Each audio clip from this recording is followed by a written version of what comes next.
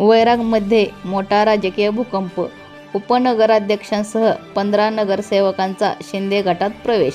वैराग नगरपंचायतीचे उपनगराध्यक्ष निरंजन भूमकर यांच्यासह 15 नगरसेवकांनी मंगळवारी मुंबई येथे माननीय उपमुख्यमंत्री श्री एकनाथजी शिंदे साहेब यांच्या उपस्थितीत शिवसेना शिंदे गटात जाहीर प्रवेश केला।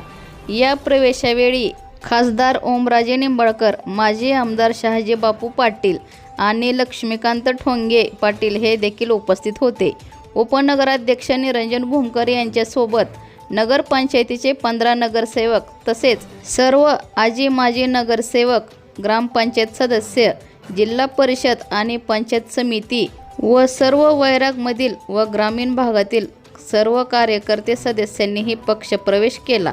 पत्रकारांशी बोलताना निरंजन भूमकर यांनी सांगितले की वैराग तालुका अप्पर तहसील कार्यालय, श्री संतनाथ महाराज सहकारी साखर कारखाना, MIDC आणि शहरातील प्रलंबित विकास कामासाठी निधी मिळवण्यासाठी हा प्रवेश करण्यात आला आहे।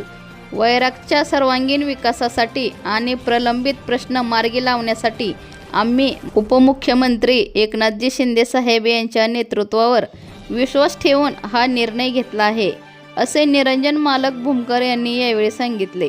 या मोठ्या प्रवेशामुळे वैराग नगरपंचायत आणि परिसरातील राजकारणात शिवसेना शिंदे गटाला मोठे बळ मिळाले असून आगामी काळात याचा परिणाम दिसून येण्याची शक्यता आहे।